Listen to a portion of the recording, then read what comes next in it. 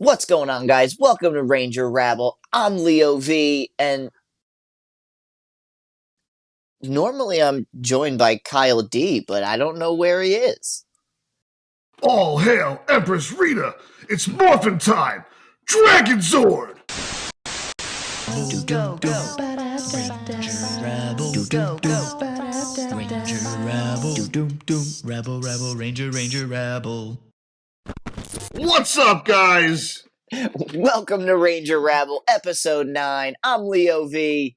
I'm Kyle D. It was me all along. It was me all along, Austin. That evil Green Ranger.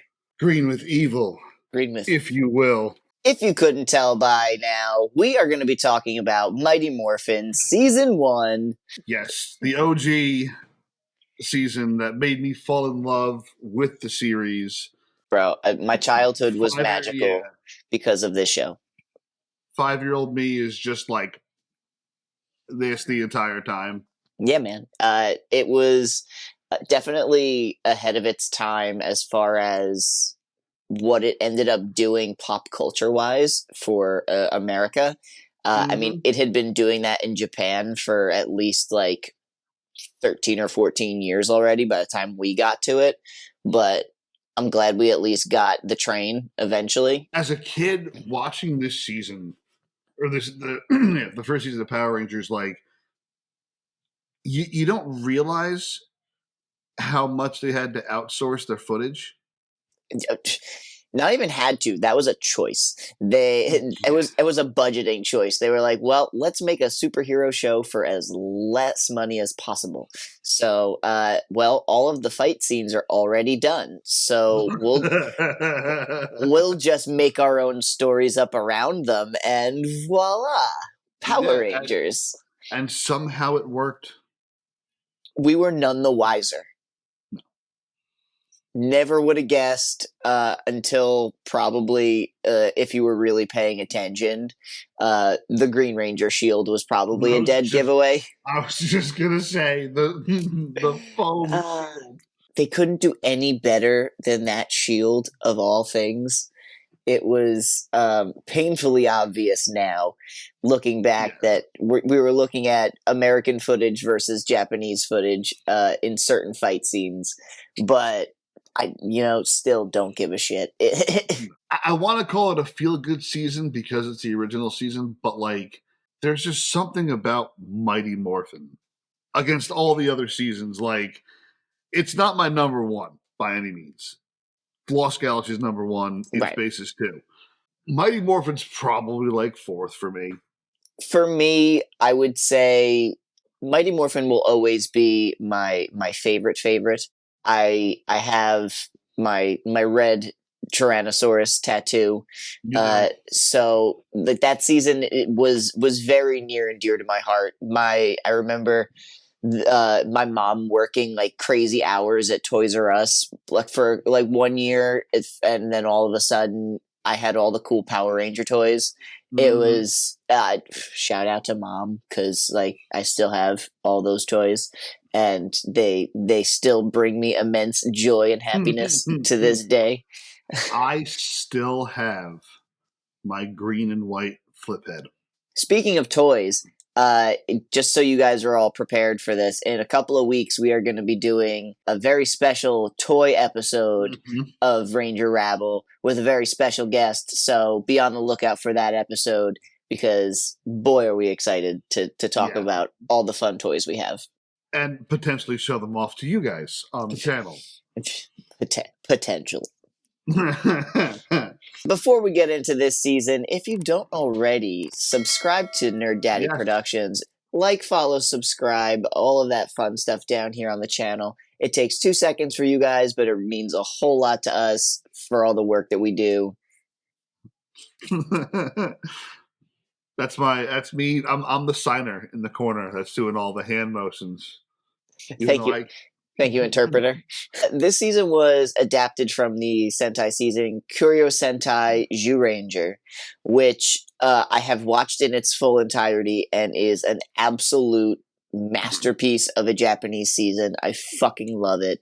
and it has only strengthened my love for this team in particular. I think that it was a very streamlined team. Like they didn't go too crazy where they needed like 7 or 8 Zords or like any shenanigans like that. They had essentially one Zord and or like one main Megazord and then other Zords that would come in and kind of give it an upgrade. So it really utilized the set of Zords that you had in a way that made you appreciate them more, as opposed to, oh well, all of a sudden these aren't strong enough, so we'll just go to the other ones. The casting choice was phenomenal too. I mean, nailing the head, hitting the nail on a head with a hammer. That's the expression. There it is.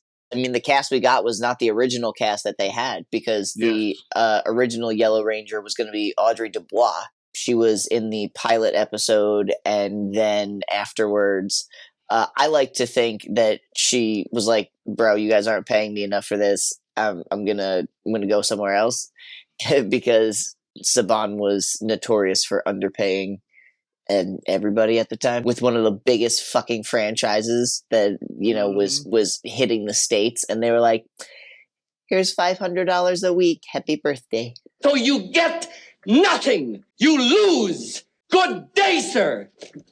I mean, let's be real. If somebody walked up to you and said, "Hey, we want you to be a Power Ranger. You're going to be on TV, but you're only getting $500 a week," I'm signing before he finishes that sentence. Well, I mean, they didn't know back then that it was going to end up being the pop culture phenomenon that it turned into. Because, I mean, nobody knows when they start making a project like that if it's going to take off or not. But luckily, they had a great deal with Fox Kids, and that pretty much put it in front of all of our eyes immediately. But we had a casting change from the pilot episode to the first episode, but the first episode and the pilot basically have the same premise. So they let Rita out of her space dumpster, and we get to meet our villain for the season, Rita Repulsa, and her gang of aliens, her like second in command, Goldar. Oh, Rita Repulsa, I'm Goldar. The two fucking goofy ones, Squat and Babu, and her monster guy, Finster, who is really just a sculpturist and has a machine that can turn clay monsters into real monsters. The voices that were these bad guys, dude. Dude, speaking of voices, so good. R.I.P. Dave Mallow. He recently just passed away, the voice of Babu. And he also, I didn't know this, was a bunch of voices on Digimon, which was another show I loved growing up. He was Angemon, so that made it hit even harder hearing that he had passed. Very sad. Those are our like main gaggle of villains, we'll call them. They hang out at Rita's palace on the moon and make monsters to try to destroy the world. Now, if only somebody were around to protect the world. Teleport to us 5 overbearing and over-emotional humans. No, not that. Not teenagers. Ay, ay, ay, ay, ay. Yo, Richard Horvitz, that voice, to then have him grow up and do so many more voices that we have known to love. Invader Zim, fucking Billy from Billy and Mandy. When I found out that he was Zim, my exact words were, "That makes total sense." Yeah, the voices are like very close to each other. That movie is some kind of government spying tool. Quickly, eat it. In the pilot episode, when Zoltar is explaining their powers to them, they do this weird like morph with like on their face, and then it transforms into their dinosaur head, which was a choice. In the original, in the first episode, they eventually changed it to just a wipe over of them being in their suit, which was much more logical and less scary. Watching Zach turn into a mastodon. So they get to morph into the Power Rangers, and they have a slew of weapons that are essentially introduced to them throughout their Rangerdom. Let's start with their Zords. So each one of them has a giant robot that goes with their dinosaur that they call upon for their power. So we have Mastodon, Pterodactyl, Triceratops, Saber-toothed Tiger, Tyrannosaurus. Tyrannosaurus! So, and the 5 of them combine to become the Megazord, which is just classic. It is gorgeous how, like, each individual Zord so clearly becomes one specific body part, and it's not muddled together and messy. It's chef's My kiss. favorite Megazord of all time. Oh my God. It's the most basic Megazord, but like you see that and you go, Power Rangers. Right. So when they're not fighting in their Zords, they also have their blade blasters, which are essentially pistols that they could turn into like little daggers.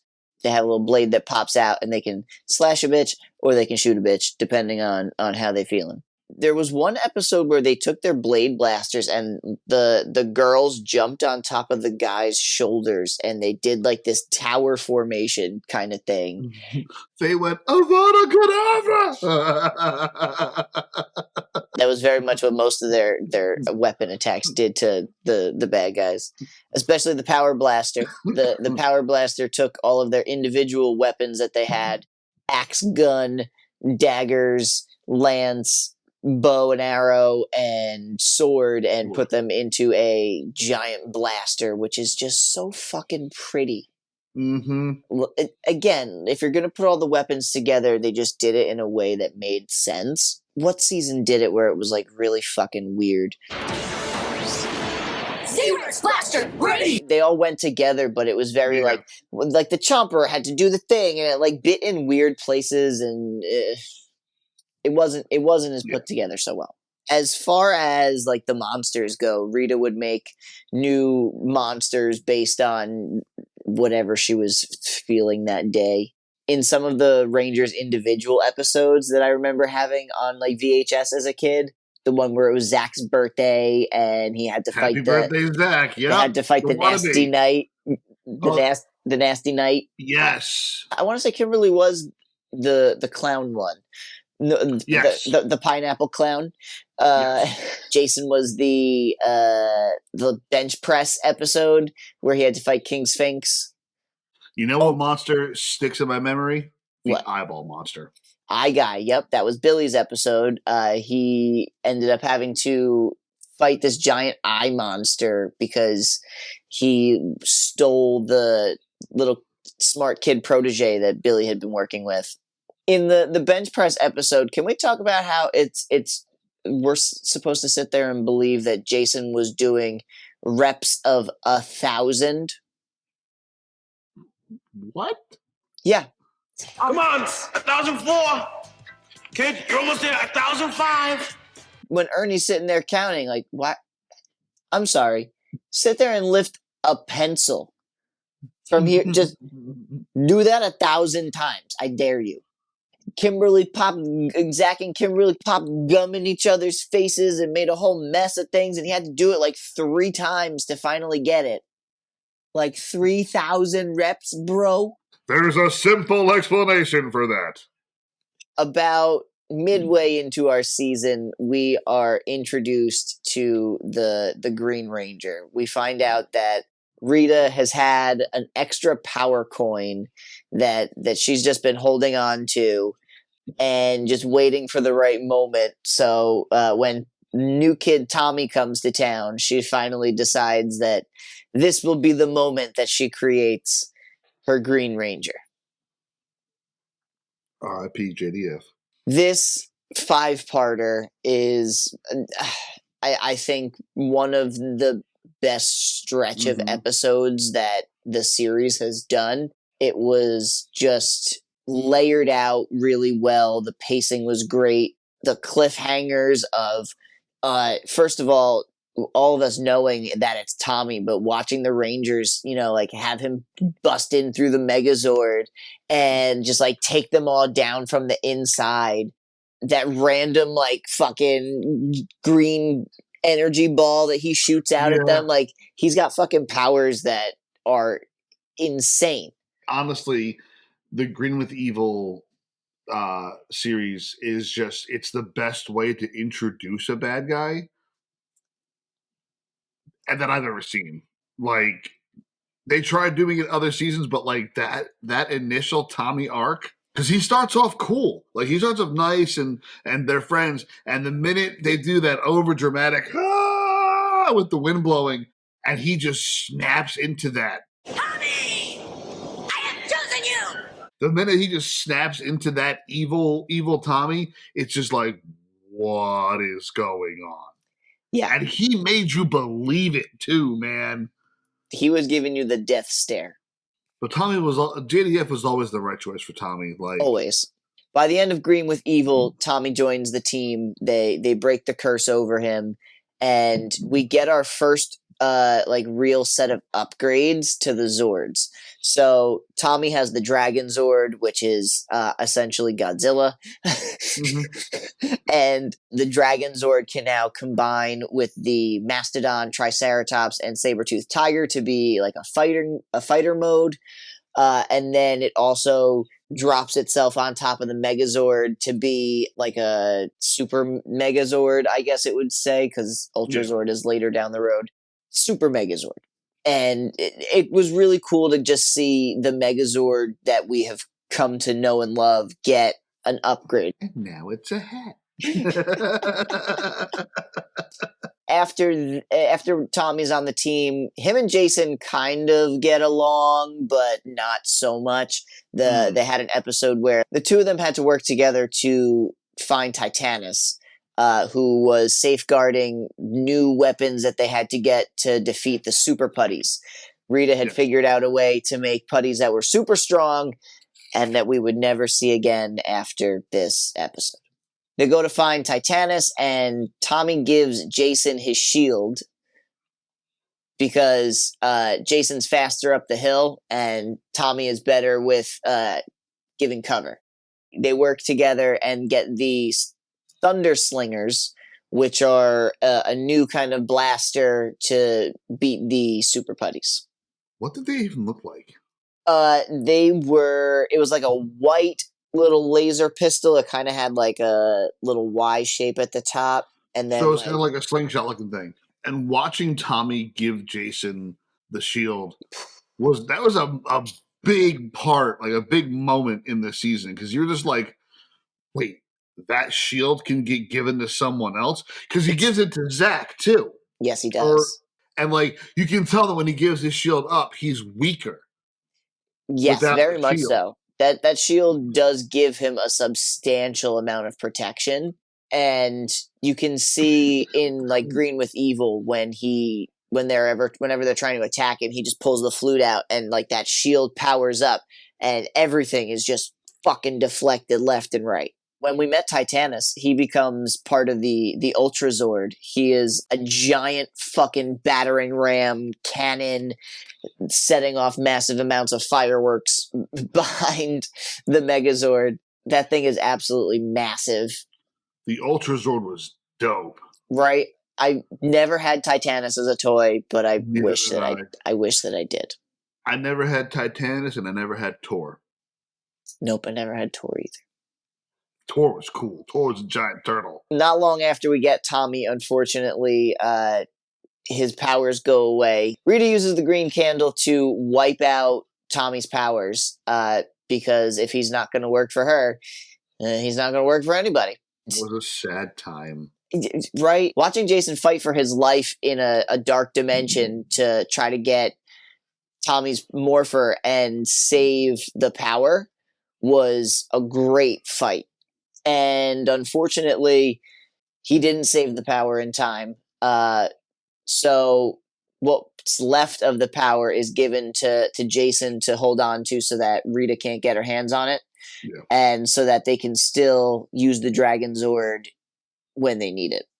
After Tommy loses his powers, we get a couple of episodes, but then we go into the season finale, which was before Power Rangers became a big thing, they didn't think that it was going to go past season 1. So this was originally intended to be the season finale. Doomsday is actually a pretty suspenseful episode. I just rewatched it today. So like Rita has her own Warzord, Cyclopsis, and it's this powerful wrecking machine that just takes down the Zords like butter. It's buttery. This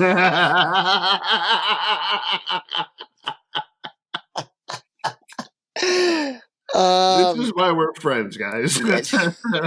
Rita summons Lokar, this giant head in the sky demon thing that's gonna like suck up power and destroy the world. The Rangers go in and fight at half strength. There's this great shot with they had just gotten their asses kicked, and the Megazord is going back into the earth. No, not even going back into the earth. It's disintegrating. Like it's just laying there, and the pieces are just like dissolving one by one. And we're like, holy shit, is the Megazord fucking done for? Like, is that the end of it? And we find out, no, that was just the failsafe that if anything were to happen to them, they dissolve and go back to their little hiding spots and re-energize. So, like, thankfully, we didn't lose those. So, in the process of having to be here, Rita brings her palace down to Earth because she needs her palace on Earth to control Cyclopsis. But while her palace is on Earth, Alpha and Zordon can hack into her palace and get all of her secret spells. So that's how they find out Cyclopsis' weakness, which is if you change formations really quickly, you'll be able to beat him. They end the episode with it being Ranger Appreciation Day. So the mayor is congratulating the Power Rangers for all of their hard work. And they put them in front of this terrible red backdrop and this giant cutout of themselves that you can't even really see that the Power Rangers are in front of. It like masks them into it. And poor Tommy's in the crowd, you know, knowing that he was a member of the team. He got his own like individual dap from everybody else as they were, you know, coming in for the ceremony. But did you just use the word dap? Is that not what the kids say? It's weird coming from you. This would be the end of the season, and it would become such a big success that Saban would order 20 more episodes from Japan where they would shoot new footage for them, which would become known as the Zhu 2 footage before they got into the Frankensteining together with the White Ranger and all of that. Yeah. But I think we'll save that for part 2 of Mighty Morphin. We were robbed. Oh, bro, we were robbed. We were robbed of the rightful suits. If you don't know, the White Ranger suit that we would eventually get is from a different Super Sentai season, Die Ranger. So the Zords that they eventually switched to are all also from that season. But we got the Mighty Morphin suits because Saban was unsure if they wanted to go with a complete change because they built up such a recognition with Mighty Morphin. So it wasn't until they were completely out of footage where he goes, all right, well, I guess we'll just adapt a new season and just kind of go from there. And it would start the 30-year process of stealing Japanese footage and recording American stories around it. Yep. Also, little known fact about season 1 of Mighty Morphin. Bryan Cranston was actually voices of multiple monsters, and Billy Cranston has the last name Cranston due to Bryan Cranston being an actor on there. Now this season gets a 9.5 out of me. Oh, absolutely. This is a 9.5. The setup of the Green Ranger was absolutely gorgeous. Watching the Sentai version made me a bit of a Ranger purist in the sense that I love the White Ranger, but it does not belong in this team. So watching it now, I'm like, ugh, it's great, but the Green Ranger is the one that truly belongs here. So it kind of, that was the awakening, I think, to all of the, I think, me finding out more of the behind the scenes stuff. Mhm. So also the fact that the Zords were giant toys that they put on like little rails, and just like someone was like doing a little gear in the background and they were just stomping back and forth. It was just done so well. Japan was ahead of its time with Super Sentai, which is why it's been going on since the 70s, and we've only, jumped on the bandwagon a little later. So guys, thank you for joining us for episode 9. Episode 10, we discuss season 2 of Mighty Morphin Power. Are we doing season 2 and 3 the next episode, or just 2? We might as well do 2 and 3 because... So we'll do 2 and 3 because I like season 3. We get into some new Rangers. We got a lot to talk about with some behind the scenes stuff that was going on with that season. So we got tons to talk about. And I'm just going to say it. I'm just going to say it because I have to. We get introduced to Ninja! That ninja. Search yourself, Rangers, and look for your spirit animals. Okay, so as a guy who can do really good impressions, that just blew my fucking mind. Thanks, man. Oh, that was beautiful. Bravo. Thanks so much for hanging out with us here on Ranger Rabble. Until next time, I'm Leo V. I'm Kyle D. And ready, back to action. Back to action. Rabble, Rabble, Ranger, Ranger, Rabble.